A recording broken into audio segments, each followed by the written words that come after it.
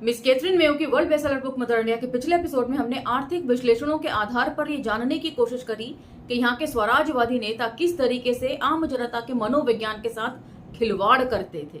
सरकार द्वारा किए गए हर अच्छे काम को वे आम जनता के लिए किए गए विरोधी कार्य बताकर उनको भड़काते थे, जबकि तथ्य और आंकड़े कुछ और ही कहानी बयां करते थे। तो इस बाबत हमने जो 6 मुख्य बिंदु थे उसमें से 3 मुख्य बिंदुओं के ऊपर पिछले एपिसोड में चर्चा कर ली थी, जो था कपास, पब्लिक यूटिलिटी फंड्स और रेलवेज।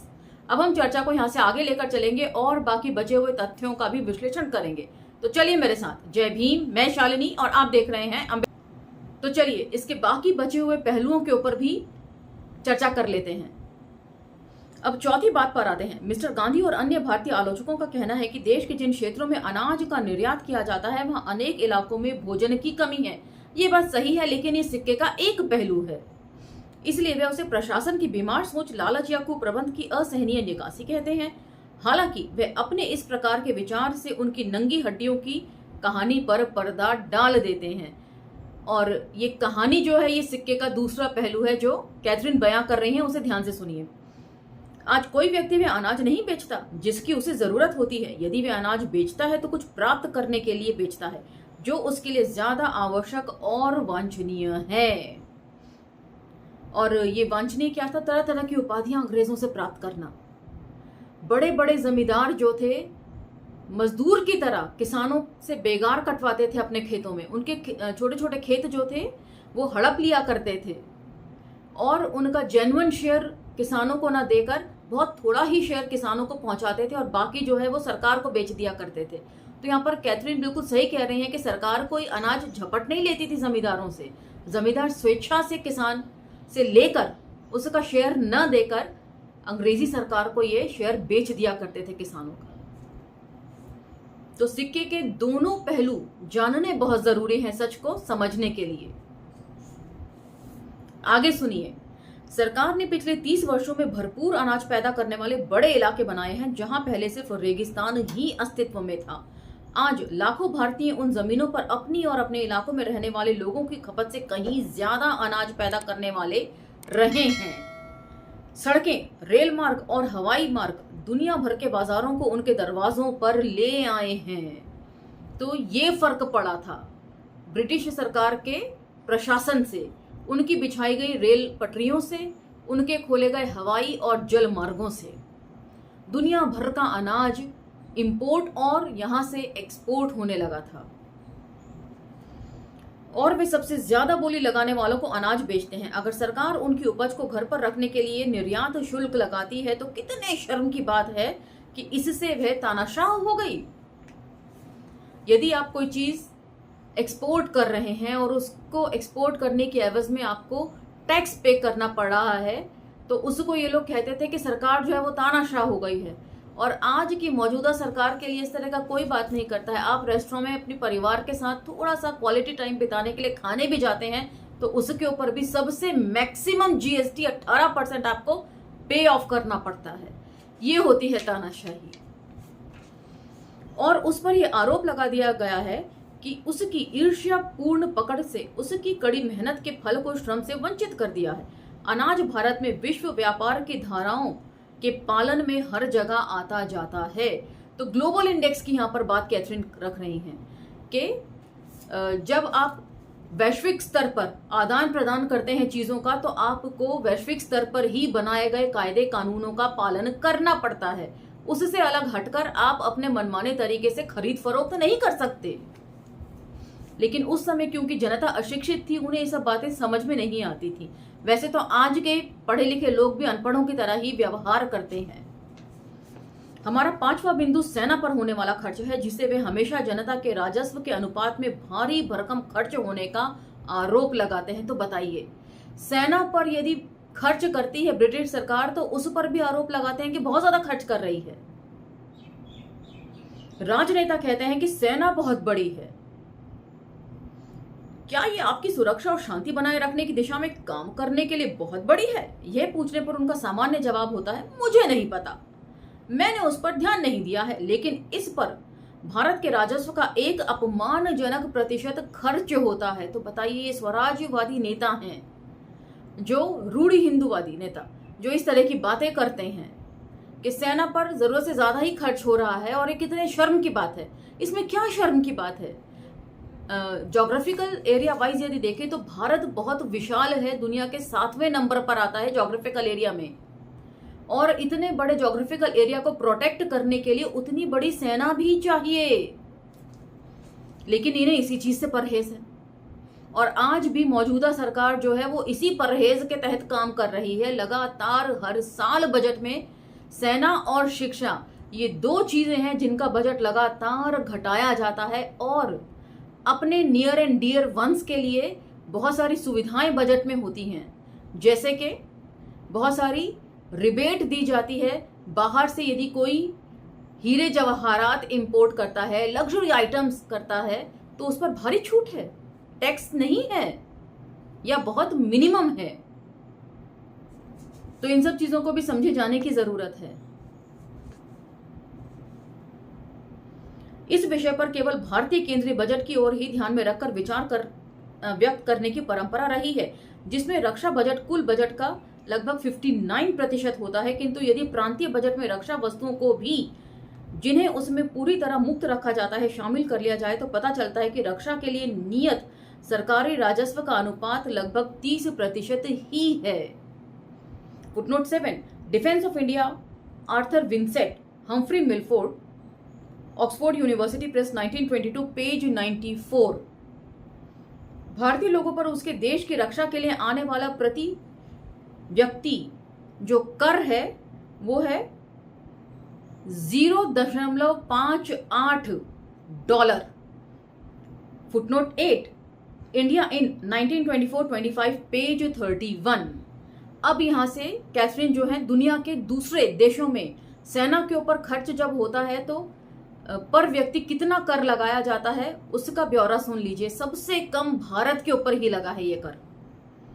ग्रेट ब्रिटेन के लोग इस मद में प्रति व्यक्ति $13 का कर भुगतान करते हैं, और अमेरिका के लोग प्रति व्यक्ति $5 का कर देते हैं, जबकि जापान के लोगों को भारत के मुकाबले रक्षा के लिए 6 गुना ज्यादा देना पड़ता है, जिसका अर्थ है प्रति व्यक्ति $3.50 से अधिक कर। Footnote 9, the statesman yearbook 1926, page 19।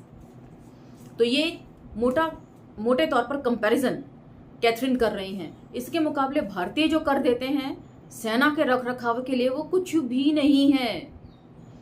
Bharat के कब्जे में 1400 मील लंबी खतरनाक सीमा है, जहां से हमेशा उसे सक्रिय रूप से धमकी मिली है, और पिछली शताब्दी में 3 बार लड़ाई भी हो चुकी है।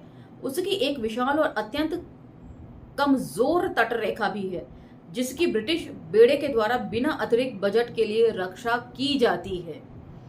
और अंत में उसकी आबादी है, जिसमें आपस में ही बार बार घातक विस्फोट होते रहते हैं।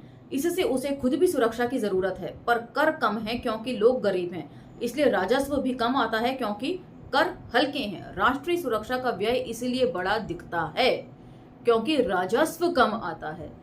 तो कितने सारे प्रावधान जो है ब्रिटिश सरकार ने किए थे। यहाँ की जो आम जनता है वो बेहद गरीब है, गरीब से गरीब व्यक्ति का ध्यान में रखकर इतना कम कर लगाया गया था, जो $1 आधा डॉलर है, और अमीरों को भी यही कर देना होता था। बताइए, अमीरों से भी इतना ही वसूला जाता था। ऐसा नहीं है कि गरीबों को कम देना होता था और अमीरों को ज्यादा देना होता था, जैसे आजकल जो है वो आपके स्लैब्स होते हैं इनकम के, उसके हिसाब से आप देते हैं। ऐसा नहीं था। सरकार का प्रधान कर्तव्य शांति व्यवस्था को कायम रखना है। इस कर्तव्य के लिए कोई भी सरकार वही खर्च करेगी जो जरूरी है। अगर कुल राजस्व कम होगा तो अन्य कार्यों के लिए धन भी कम बचेगा। अतः स्पष्ट समाधान राजस्व बढ़ाना ही है।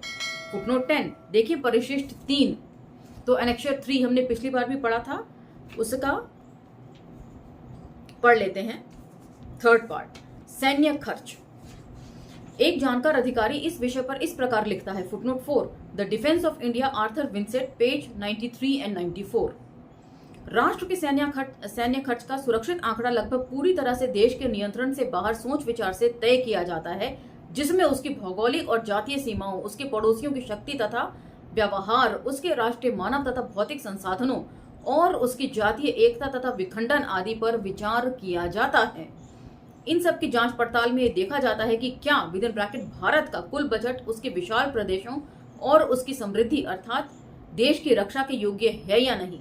अगर बजट का योग काफी हद तक बढ़ाया गया तो रक्षा मद लगभग स्थिर बने रहेंगे और भारत को सुरक्षात्मक व्यय में विश्व में श्रेष्ठ राष्ट्र बनाने के लिए विषमता गायब हो जाएगी। तो देश का रक्षा बजट जब तय होता है तो इन सारी बातों को ध्यान में रखा जाता है कि देश में आपस में कितनी कलह है। जैसे कि आजकल आप देख रहे हैं तुष्टीकरण की नीति जो जिसके ऊपर सरकार काम कर रही है, हिंदू मुस्लिम दंगे हो रहे हैं, उसके लिए भारी फोर्स की जरूरत पड़ती है उन्हें रोकने के लिए। इन सब चीजों को ध्यान में रखते हुए ही जो रक्षा बजट है वो तय किया जाता है कि हमें कितनी फोर्स चाहिए। और भारत जो था उस समय में बेहद वाइब्रेंट कंट्री बना हुआ था, कम्युनल दंगों के हिसाब से भी और अपने ज्योग्राफिकल एरिया के हिसाब से भी, और आसपास उसके जो थे चीन था, जापान था और आपका अफगानिस्तान था, जहां से बेहद सशक्त हमले होते रहे हैं भारत के ऊपर। तो उन सब को रोकने के लिए भारी सेना की जरूरत थी। इन सब चीजों को समझे जाने की जरूरत है, जियो पॉलिटिक्स को समझे जाने की जरूरत है। चलिए लौटते हैं। किंतु भारतीय तर्क में सबसे बड़ी कमजोरी है कि सेना की लागत से भारत के धन को भारत के बाहर ले जाया जाता है, जो इस तथ्य में निहित है कि वास्तव में सेना का सारा वेतन भारत में रहता है। सैनिकों का बड़ा दल चूंकि भारतीय है इसलिए उसका भुगतान स्वाभाविक रूप से यही होता है। तो हमने कैथरीन मेयो की पुस्तक में भी और क्रिस्तोफ जाफरेलो की पुस्तक में भी, दोनों ही पुस्तकों में ये बात पढ़ी है कि बहुत मुट्ठी भर अंग्रेज सैनिक और यहाँ पर रहने वाले जितने भी प्रशासनिक अधिकारी थे उनकी तादाद बामुश्किल 65,000 थी। उतने सारे लोग जिसमें प्रशासनिक अधिकारी भी शामिल हैं, सेना के कुछ उच्च अधिकारी भी शामिल हैं, वो सारे मिलकर इतना वेतन नहीं ले सकते थे। यहाँ के भारतीयों को ही बड़ी तादाद में सेना में और पुलिस में भर्ती किया गया था। तो ये रिसोर्सेज जो थे यहीं से जनरेट करके यहीं के लोगों की सैलरी के तौर पर उन्हें दिया जाता था। तो रिसोर्सेज बाहर कहाँ गए? वो तो यहीं से जनरेट होकर यहीं रह गए। तो सिक्के के दोनों पहलू जानने जरूरी हैं, बार बार कह रही हूं, हर बार इस बात को मैं दोहराऊंगी, चाहे आप कितना भी इरिटेट हो। लेकिन ब्रिटिश सैनिकों के वेतन का जो हिस्सा उनके घर ब्रिटेन जाता है वे शायद ही इतना बड़ा है कि उस पर शब्द बर्बाद किए जाएं। सही कह रही हैं कैथरीन। भारत में ब्रिटिश सेना के अधिकारी वास्तव में अपने निजी साधनों से रह रहे हैं जो उनके वेतन से अधिक हैं। तो इसमें बहुत सारी चीजें ऐसी होती होंगी कि जहां राजे महाराजों के इलाकों में इनकी पोस्टिंग हुआ करती होगी, तो राजे महाराजे जो हैं इनसे सांठगांठ करके रहते होंगे और उनको नजराने के तौर पर बहुत सारा धन या उपहार देते होंगे या जमीन दे दिया करते होंगे जिस पर ये अपना बढ़िया सा घर बना सके, या उनका घर बना के दे देते होंगे। ऐसे नजरानों के तौर पर इनका जो वेतन से कहीं ज्यादा खर्चा हो जाया करता था। उपकरण और सामान जो भी भारतीय कंपनियां उपयुक्त गुणवत्ता के साथ उचित प्रतिस्पर्धी मूल्य पर उपलब्ध कराती हैं उनको आदेश देकर भारत में ही खरीदा जाता है, अन्यथा उन्हें लंदन में तैनात भारत के उच्च आयुक्त जो खुद एक भारतीय हैं के आदेश पर विदेश से खरीदा जाता है। तो उस वक्त भी जो फॉरेन मिनिस्टर थे वो भारतीय ही थे। वे यदि बोलते थे कि भारत से खरीदा जाएगा सामान तो भारत से खरीदा जाता था, और यदि वे बोलते थे कि विदेशों से खरीदा जाएगा तो विदेशों से खरीदा जाता था। तो इसके लिए ब्रिटिश सरकार कैसे जिम्मेदार हो गई? ये तो आपके अपने अधिकारी जिम्मेदार हुए। तो ऐसे बहुत सी खुफिया बातें हैं जो इस पुस्तक में हैं। लोगों का बिल बिलाना अब मुझे समझ में आ रहा है। अन्यथा उन्हें लंदन में तैनात भारत के उच्च आयुक्त जो खुद एक भारतीय हैं के आदेश पर विदेश से खरीदा जाता है। किसी भी विभाग में सामान की सरकारी खरीद के इस मामले में विभाग में मौजूद वास्तविक रिकॉर्ड और राजनेताओं के बयानों के बीच लगातार असामान्यता मौजूद रहती है, जिसे मैंने खुद देखा है और आज सारा देश देख रहा है। सरकार, मौजूदा सरकार जो आंकड़े प्रस्तुत करती है वो कहीं भी मैच नहीं होते हैं वास्तविकता से। इस बार के 15 अगस्त में भी इस बात को आपने नोटिस किया होगा कि 2 करोड़ गलत आंकड़ा बताना था, लेकिन गलती से प्रधान सेवक जी के मुंह से 2 लाख निकल गया। तो वहां पर उनका पॉज देखने लायक था। 2 लाख कुछ पॉज के साथ फिर कहते हैं नहीं 2 करोड़ 2 करोड़।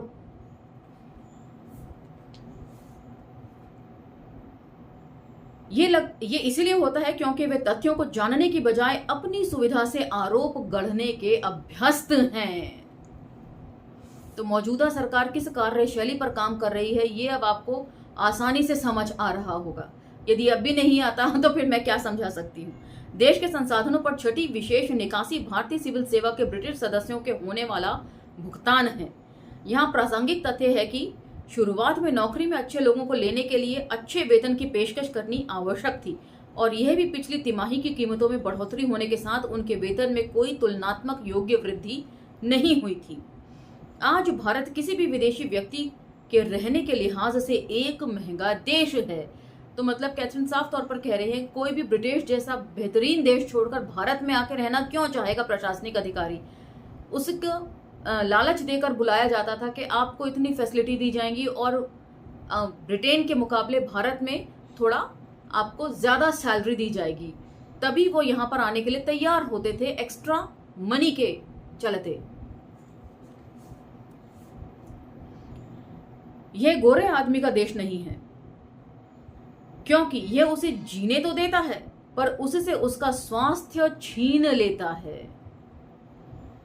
वह उसकी सेवा के लिए अपनी प्रतिबद्धता में लंबे समय तक घर परिवार और उसके सभी संपर्कों और विशेषाधिकारों को छोड़ देता है। यदि वह शादी करता है तो उसे शुरू में ही अपने बच्चों से अलग हो जाना पड़ता है और उसके बच्चे 3 सप्ताह की लंबी यात्रा तक अपने माता पिता से दूर रहते हैं। जब वह 25 से 35 वर्ष की सक्रिय सेवा के बाद सेवानिवृत्त होता है तो उसकी 1000 पाउंड की वार्षिक पेंशन में से 25% की टैक्स कटौती भी होती है। तो यहाँ पर मुझे एक वीडियो याद आ रहा है ध्रुव राठी का। वीडियो का मैं ढूंढ कर यहाँ पर कमेंट बॉक्स में उसका लिंक जरूर शेयर करूंगी जिसे आप लोग देखिएगा। उसमें ध्रुव राठी ने बहुत तरीके से इस चीज को समझाया है आंकड़ों के साथ और बहुत सारे फैक्ट फाइंडिंग के साथ कि किस तरीके से जो ब्रिटेन से यहाँ प्रशासनिक अधिकारी आते थे वो ब्रिटेन की कोई लड़की शादी करके यहाँ बसना नहीं चाहती थी, इसलिए मजबूरी में वे यहाँ के सवर्णों की बेटियों से शादी किया करते थे। वो पूरा एपिसोड मैं आपका उसका लिंक ढूंढ के आपको जरूर शेयर करूंगी, आप लोग देखिएगा जरूर और तब मिलान करिएगा, बोलेगा झूठ से असलियत का।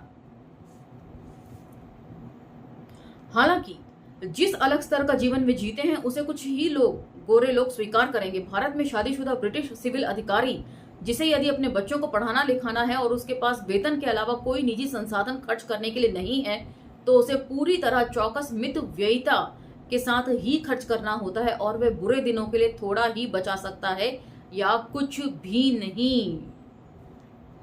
तो कितनी अहम बातों के ऊपर यहाँ कैथरीन चर्चा कर रही हैं। यहाँ पर तो ढंग के स्कूल भी नहीं थे, वो भी अंग्रेजों ने आके खोले, क्योंकि जितने भी अंग्रेज अधिकारी और प्रशासनिक अधिकारी या सेना के अधिकारी यहाँ पर मौजूद थे उनके बच्चे कहाँ पढ़ेंगे, यहाँ पर तो कुछ शिक्षा ही नहीं मिलती थी। तो उन्होंने उनका अपना भी बेनिफिट था यहाँ बहुत अच्छे स्कूल खोलने के पीछे। इसके बावजूद बहुत से भारतीयों की तरह ही सर एम विश्वेश्वरैया फुटनोट 11 कहते हैं, रिकंस्ट्रक्टिंग इंडिया पेज 7, भारत के दुखी लोगों के पास खाने के लिए भोजन नहीं है और पहनने के लिए कपड़े नहीं है, फिर भी वे दुनिया के सबसे महंगे प्रशासन को समर्थन देते हैं। कर तालिका पर नजर डालने के बाद इस बयान की जांच करना समय नष्ट करना है। इतने कम संसाधनों से दुनिया के सबसे महंगे प्रशासन को नहीं चलाया जा सकता। अभी हमने देखा कितना कम कर जो है वो ब्रिटिश सरकार लगाती थी, लेकिन उसको कितना बढ़ा चढ़ाकर यहाँ के राजनेता की बताया करते थे। और वो कर जो बड़े बड़े जमींदार राजे महाराजे आम लोगों का खून निचोड़ कर वसूल करते थे उसके बारे में कोई चर्चा नहीं। इससे कहीं ज्यादा तो यहाँ के राजे रजवाड़ों ने किसानों और आम जनता को निचोड़ा है। इतिहास पर जरा थोड़ी नजर डालिए। ये तालिका भू राजस्व को शामिल करते हुए ठीक तरह से किराए के रूप में नहीं बल्कि कराधान के रूप में तैयार की गई है, जिसके अनुसार 1923-24 में ब्रिटिश भारत में रहने वाले लोगों के द्वारा दिया गया प्रति व्यक्ति कुल कर 5.5 रुपए है। Footnote 12 statistical abstract 1914 to 1915 to 1923 to 1924, मतलब 5 सालों का ये आंकड़ा है। पृष्ठ 190, जो इस समय की विनिमय दर से संयुक्त राज्य की मुद्रा में 1.82 डॉलर बनता है, जबकि फिलीपींस में, जैसा कि इंसुलर ऑडिटर की वार्षिक रिपोर्ट में दिखाया गया है, 1923 में प्राप्त व्यक्ति कराधान 3.50 डॉलर था।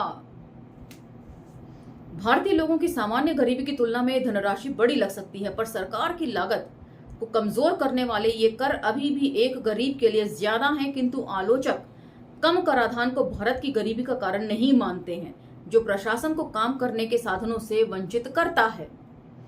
अब आइए तर्कों के मामलों को छोड़कर भारत के महत्वपूर्ण संसाधनों की में होने वाली बर्बादी को भी देखें। पिछले पृष्ठों में प्रमुख आर्थिक निकासियों को दिखाया जा चुका है, परंतु इसके अनेक विषयों को, जैसे जातीय विवाह का खर्च, सूदखोरी, जमाखोरी, भिक्षावृत्ति को बिना छुए ही छोड़ दिया जाता है।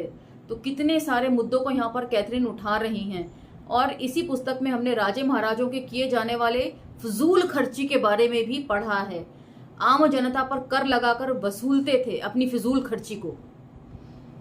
बेशक वो चाहे धार्मिक आयोजन हो, चाहे बड़े बड़े बर्थडे पार्टीज हों, शादी के महोत्सव हों, इन सब के ऊपर आम जनता की जेब पर भारी पड़ते थे ये फजूल खर्ची। जाति के कानून संभावित विवाहों की पहुंच को सीमित करते हैं, कभी कभी आधा दर्जन परिवारों की सीमा तक भी। इसलिए किसी व्यक्ति को भले ही इस बात का भय सता रहा हो कि पुत्र हीन ही रह जाएगा, लेकिन वह तब तक इंतजार करेगा जब तक उसकी जाति में वह लड़की पैदा ना हो जाए जिससे वह विवाह कर सके, भले ही इस इंतजार की प्रक्रिया में वह बूढ़ा क्यों ना हो जाए। Footnote 13 reconstructed India, Visvesvaraya, page 241। तो ये सारा तो हमने दूसरे भाग में पूरा ही पढ़ा था। बूढ़े बूढ़े लोग जो है वो छोटी छोटी बच्चियों को ब्याह कर ले जाते थे अपनी ही जाति की। इस तरह अपनी जाति में विवाह योग्य लड़की को पाने के लिए वह स्वयं को बर्बाद कर सकता है, या फिर सही जाति के पतियों के लिए इस तरह का संघर्ष है कि पिता अपने अहम को त्यागने की बजाय अपनी लड़की को अविवाहित छोड़कर अपनी बेटियों के लिए योग्य पतियों को सुनिश्चित करने के लिए अपनी तड़क भड़क को महत्व देते हैं। पिछले वर्षों में बंगाल में ये आंकड़ा बहुत चौंकाने वाला है, ये घटना जिसके ऊपर कैथरीन फोकस कर रही हैं। पिछले वर्षों में बंगाल में लड़कियों की आत्महत्याओं के अनेक मामले प्रकाश में आए हैं। इन लड़कियों ने दहेज के भारी बोझ से अपने पिताओं को बचाने के लिए जवान होते ही आत्महत्याएं कर ली थी। Footnote 14 legislative assembly debate 1922 volume in Roman number 2 part in Roman number 2 page 1811। तो ये जो है लेजिस्लेटिव असेंबली डिबेट का हिस्सा रही है ये बात। पर दिलचस्प है कि बंगाल के युवकों ने उनके इस कदम की सामूहिक तारीफ की, जिसने और भी आत्महत्याओं को प्रेरित किया। कैसी विडंबना है इस देश की। हालांकि युवकों को करना तो ऐसा चाहिए था कि इसका विरोध करते और कहते कि आओ हम जो है बिना दहेज की शादी करने के लिए तैयार हैं, लेकिन ऐसा नहीं हुआ। ऐसी घटनाओं ने पिता के आर्थिक बोझ को जरा भी प्रभावित नहीं किया। यद्यपि जो व्यक्ति समृद्ध होता है और ज्यादा धन खर्च करता है, उसके परिवार में विवाह अभी भी उसे बर्बादी की ओर खींचता है। औकात से बढ़कर खर्च करना, शोबाजी में ही सारा पैसा खर्च कर देना, और यदि कम पड़े तो कर्जा उठाना, कहाँ की समझदारी है। बच्ची की एजुकेशन पर लगा दें, वो नहीं करेंगे कि बच्ची एजुकेट हो जाएगी तो खुद ही कमा लेगी और खुद ही अच्छा वर तलाश लेगी। ये इन्हें मंजूर नहीं है, क्योंकि प्रतिष्ठा और प्रथा हमेशा उसे अपने साधनों से आगे बढ़कर खर्च करने की मांग करती है। विवाह और अंतिम संस्कार के खर्च, मुकदमेबाजी के शौक, फिजूल खर्ची और पैदावार की कमी, ये वे प्रमुख मार्ग हैं जो भारतीयों को कर्ज में डुबो देते हैं। भारत का बनिया और फिलीपींस का कुदीसक यानी कि सूदखोर एक ही व्यक्ति हैं। और ठीक जैसा कि फिलीपींस में होता है, आम भारतीय के पास भी थोड़ा पैसा होता है, भले ही वे जाति से और बोलचाल से बनिया न हो, पर यदि वे उधार देने का मन बनाए तो अपने पड़ोसियों को 33% पर उधार देगा। कितनी भारी ब्याज दर है ये। लेकिन सरकार को रेलवे लाइन बनाने के लिए 3.5% ब्याज की दर से ऋण की दरकार है, जो वे नहीं देगा, वह मानता है। ऐसा लंदन के मूर्ख लोगों को करने दो। हमने पिछले एपिसोड में ही जाना, रेलवे लाइंस बिछाने के लिए जब इनको कर्ज उठाना था तो यहाँ के जो सूदखोर थे उन्होंने मना कर दिया था कि हम कम ब्याज पर सूद ये जो है कर्ज नहीं देंगे। तब इन्होंने ब्रिटिश मार्केट से उठाया था सारा कर्ज और वहां की ब्याज दर बड़ी कम थी। उसी का जिक्र यहाँ पर हो रहा है। बनिया वह व्यक्ति है जो पहले ही अपने क्षेत्र में सभी अनाजों की कमी पैदावार को जान लेता है, अतः बुआई के समय अपने पड़ोसियों को 200% लाभ पर अनाज का बीज उधार बेचता है और जमानत के तौर पर फसल को अपने नाम करा लेता है। तो मैं अगेन एक बुक छोड़िए फिल्म का रेफरेंस देना चाहूंगी जो इस बुक को झुटलाने के लिए बनाई गई थी, मदर इंडिया।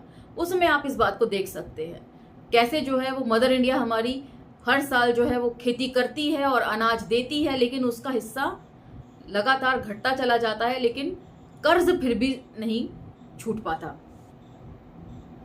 एक बार जो बनिए के कर्ज में फंसा तो कुछ ही उससे बाहर निकलते हैं। कपड़ा, बैल और जरूरत की सारी चीजें उसे पुराने चालाक मकड़े अर्थात बनिए से उधार में खरीदी जाती हैं। साल दर साल गुजरते जाते हैं और चक्रवृद्धि ब्याज उसे पुराने तरीके से ऊपर चढ़ाता जाता है, जिसके बोझ के तले भावी तीसरी और चौथी पीढ़ियां लंगड़ाती चली जाती हैं। तो ये ऐसा कुछ कैथरीन नहीं लिख रही हैं जो हम जानते नहीं हैं। तो यहाँ पर देखा कि सूद वो खाता रहता है और असल जो है वो बना रहता है। इसीलिए तो कहावत बनी है कि असल से प्यारा सूद होता है बनिए को।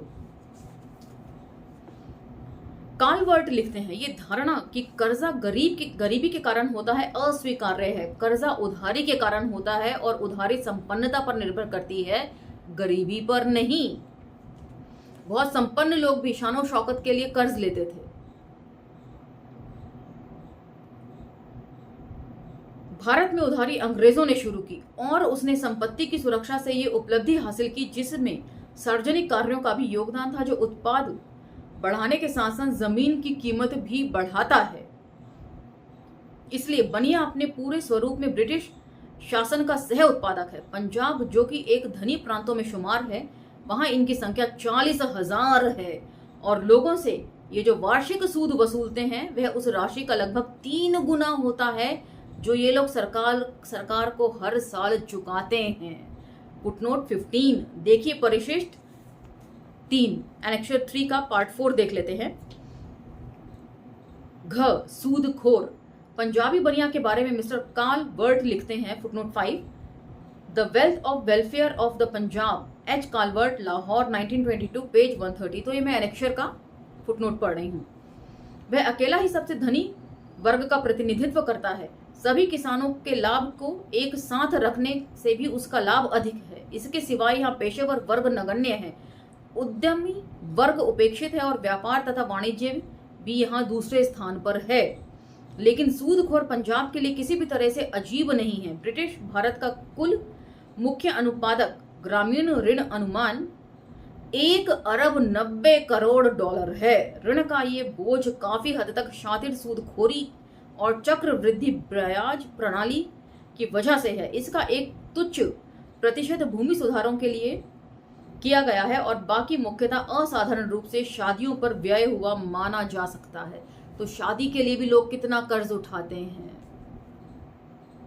फसल के लिए भी उठाते हैं, लेकिन उससे ज्यादा शादियों के लिए उठाते हैं। बताइए, गलत परंपराओं को हम ग्लोरीफाई करते हैं। बहुत शानदार शादी नहीं होगी, बहुत सारे लोग आकर जब तक भोज नहीं करेंगे तब तक शादी संपन्न ही नहीं मानी जाती है। यदि कोई चुपचाप से कोर्ट मैरिज कर लेता है और उसके बाद छोटी सी एक पार्टी देकर खत्म कर देता है तो तरह तरह की अफवाहें उड़ाई जाती हैं।